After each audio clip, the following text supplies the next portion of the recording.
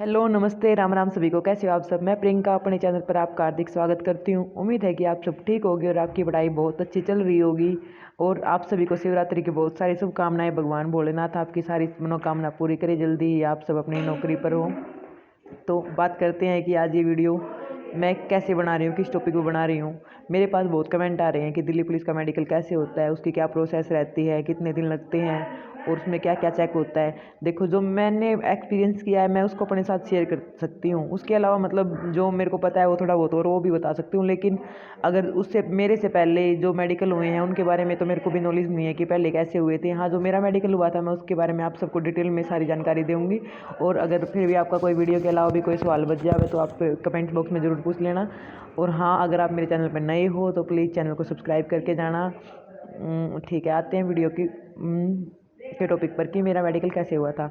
देखो, मेरी जो 2023 वाली जो भर्ती थी ना उसमें मेडिकल हुआ था मेरा मेरा 18 तारीख को मेरा फिजिकल था।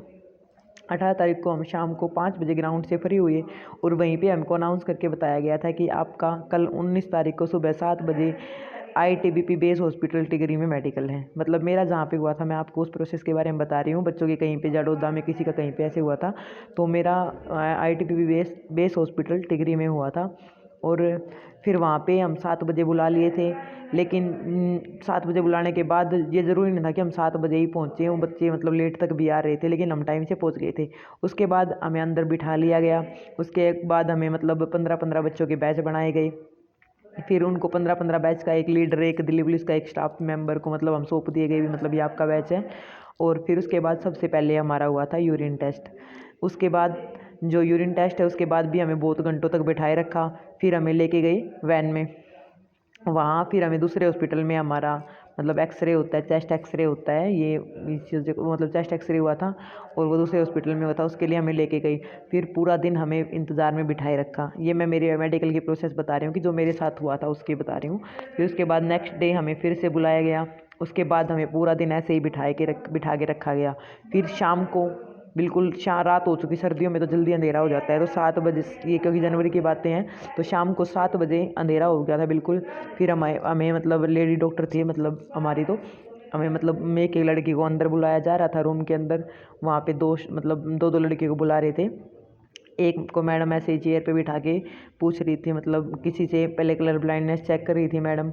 और ऐसे दूर मतलब अपनी जो नियर की वो होती है ऐसे फिंगर पूछ के कितनी ऐसे चेक करी थी, लाइट मार के अपनी आँख चेक करी थी। उसके बाद मैडम ने दांत भी चेक करे थे, ना कान में भी थोड़ा सा चेक करा था। और उसके अलावा फिर मैडम ने जो कलर ब्लाइंडनेस वाली बुक थी वो पढ़वा ली हमसे। और फिर एक इंग्लिश का पता नहीं हिंदी का एक पैराग्राफ बुक में ऐसे पढ़वाया था कि मतलब हम पढ़ सकते हैं क्या, मतलब वो पढ़वाया। उसके बाद मैडम मेरे को पढ़ा मतलब वो बुक पढ़ने के लिए बैठा दिया। तब तक दूसरी लड़की को अंदर मतलब प्राइवेट जगह पे ले जाया गया। वहाँ पे उसके मतलब ऐसे बॉडी पार्ट पे देखा गया कि कोई ऑपरेशन का मार्क वगैरह तो नहीं है। और इसके अलावा ऐसा रहता है कि ये भी चेक होता है कि ऐसा है कि हमारे प्राइवेट पार्ट्स वगैरह ऐसा कुछ चेक नहीं हुआ था। बस मैडम ने नॉर्मल ऐसे चेक किया था कि बॉडी पे कहीं पे कोई ऑपरेशन का मार्क वगैरह तो नहीं है, बस ये देखा था। और पेट को ऐसे दबा के देखा था भी पेट में ऐसे दर्द तो नहीं होता दबाने पे। और जो नोकनी वगैरह होती है ये चेक करा था मैडम ने। एक नॉर्मल ऐसे जंप करवा के देखा था, बस ऐसी। उसके बाद उस लड़की के बाद तब तक मैंने वो बुक पढ़ी। उसके बाद फिर मेरा नंबर आ गया। वो मैडम वहाँ पे मेरे को भी ले गई, वहाँ पे मेरी भी सेम प्रोसेस हुई। उसके बाद मैडम ने मतलब अपनी जो डिटेल भरनी थी वो भर दी। और उसके बाद एक एक सब हम जो 15 बच्चे थे हमारे ऐसे एक एक करके नंबर आ गया। उसके बाद फिर हमें बाहर बैठा लिया मैडम ने, क्योंकि हमें मतलब डिस्टेंस विजन हमारा चेक नहीं हुआ था ना। तो उसके बाद हमें बाहर बुला लिया। वहाँ पे हमें एक एक करके मैडम ने बुलाया और हमसे डिस्टेंस विजन मतलब वो अक्सर पढ़वा के देख के। तो यही था जो मोमेंट जहाँ मैं हार गई, मेरे को दिल्ली पुलिस से बाहर होना पड़ा। जो क्योंकि मेरा चश्मा था तो वैसे भी मैडम को मतलब टॉर्च से चेक किया यहाँ पे जो मेरे चश्मे के निशान थे, उससे मैडम को पता तो लग गया था कि इसको चश्मा है। पर क्योंकि 6/12 तक जो होता है दिल्ली पुलिस में अलाउड होता है, तो मैडम ने सोचा हो अभी मतलब मैं कि मतलब अलाउड हो जाएगा। तो जब मेरी बारी आती है डिस्टेंस विजन में अक्सर पढ़ने की, तो उसके बाद मैडम ने अक्सर पढ़वा के देखे, सबका नंबर आ गया, मेरा भी लास्ट में नंबर था। तो मेरे अलावा 2 लड़कियां और थी जिनसे लास्ट की लाइन नहीं पढ़ी गई थी। और मेरे को तो मतलब बड़ा नंबर का चश्मा था, 2.25 या 2.5 नंबर के थे, दोनों आँखों में अलग अलग थे।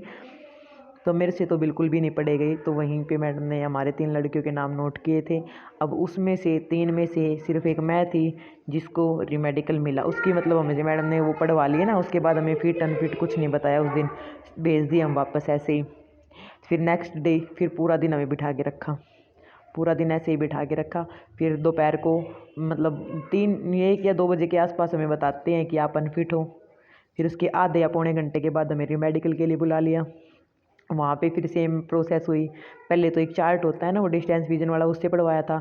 अब रीमेडिकल में मैडम ने कंप्यूटर स्क्रीन पर कभी अक्षर पढ़वा के देखे, कभी काउंटिंग पढ़वा के देखी। वैसे स्टाफ बहुत सपोर्टिव था, उन्होंने सपोर्ट भी करा। लेकिन अब मेरा ही नंबर चश्मे का ज़्यादा था, तो क्या बोल सकते हैं, वो जो हम 3 लड़कियों के नाम लिखे थे उसमें सिर्फ मेरे को रीमेडिकल मिला था। फिर रीमेडिकल भी उन्होंने ऐसा ही दिया था, मतलब 1 बजे बताते हैं कि आप अनफिट हैं और आधे पौने घंटे बाद फिर अक्षर पढ़वा के देख लिए। तो वहाँ से उन्होंने शाम तक वैसे ही बिठा के रखा। वो अक्षर पढ़वाने के बाद फिर शाम को बोल दिया कि आप अनफिट हो। तो ऐसे वो दिन मेरी लाइफ का सबसे घटिया दिन था। इतनी मेहनत करी, इतनी हार्ड वर्क करने के बाद भी मेडिकल से, दिल्ली पुलिस से बाहर होना पड़ा। शायद इस बात को वही बच्चे समझ सकते हैं जो मेरे साथ मेरे तरह से दिल्ली पुलिस से मेडिकल से आउट हुए थे। हाँ, और इससे पहले मेडिकल कैसे होता था उसके बारे में तो देखो मैं नहीं बता सकती। हाँ, जो मेरा पर्सनल एक्सपीरियंस कैसे क्या रहा था वो मैं आपके साथ शेयर कर चुकी हूँ।